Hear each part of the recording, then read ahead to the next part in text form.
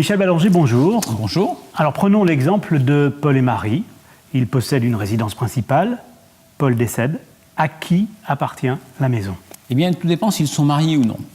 S'ils ne sont pas mariés, ils sont en concubinage ou pacsés, et vis-à-vis de la loi, aucun lien n'existe entre eux, et ils ne sont donc pas héritiers l'un de l'autre. Si Paul décède, eh bien Marie possède la moitié de la maison, et l'autre moitié fera l'objet de la succession, et donc appartiendra aux héritiers de Paul. Mais qui sont ces héritiers? Ces héritiers de droit sont ses enfants. Seulement, s'il n'y a pas d'enfants, dans ce cas-là, ce sont les parents, les frères ou les sœurs de Paul qui deviennent les héritiers, et à défaut, ce sont les ayants droit qui peuvent très bien être des neveux ou des nièces. Si je comprends bien, cela veut dire que la maison de Marie ne lui appartient plus qu'à moitié. Elle ne peut pas en profiter pleinement? Eh bien, tout à fait. Donc, elle en possède la moitié, et pour pouvoir l'habiter ou la vendre, elle est obligée d'avoir le consentement des autres ayants droit, donc les héritiers de Paul. Qu'aurait-il fallu faire finalement? Eh bien, en fait, ils avaient trois solutions. La première aurait été de rédiger une clause de tontine qui aurait été rédigée lors de l'achat de la maison.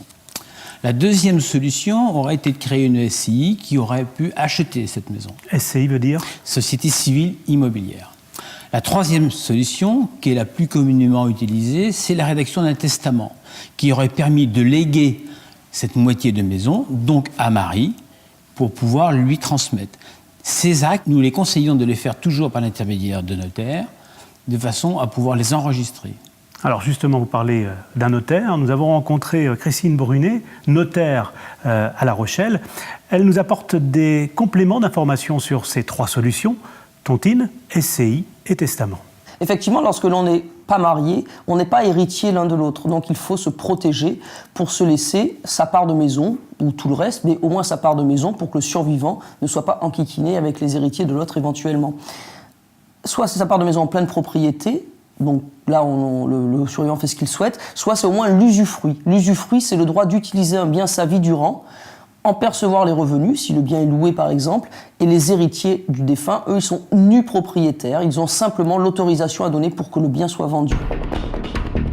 La clause de tontine, c'est une clause que l'on insère dans un acte d'achat, où l'on stipule que finalement, ce bien sera la propriété, depuis le début, du survivant des deux. Donc on achète le bien, et au décès du premier, le bien ne dépend pas de sa succession, donc ses héritiers n'ont aucun droit dessus, et finalement c'est le survivant qui est plein propriétaire, seul propriétaire. SCI, finalement, ce ne sont pas les deux personnes qui vont être propriétaires du bien, c'est la SCI qu'ils ont constituée, et chacun sera titulaire de part de la société. Donc en soi, la SCI n'est pas miraculeuse.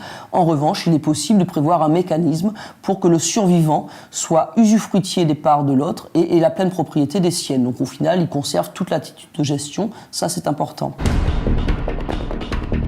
Un testament, c'est un document personnel que l'on établit soi-même ou chez un notaire, c'est en fonction des cas, que l'on fait à tout moment et que l'on peut révoquer à tout moment et qui ne s'exécute qu'au décès. Le testament, c'est pour dire, voilà, je, sous-signé, Monsieur Durand, laisse à ma compagne ou à mon compagnon la moitié indivise de la maison que nous avons achetée ensemble, donc soit en pleine propriété, soit en usufruit.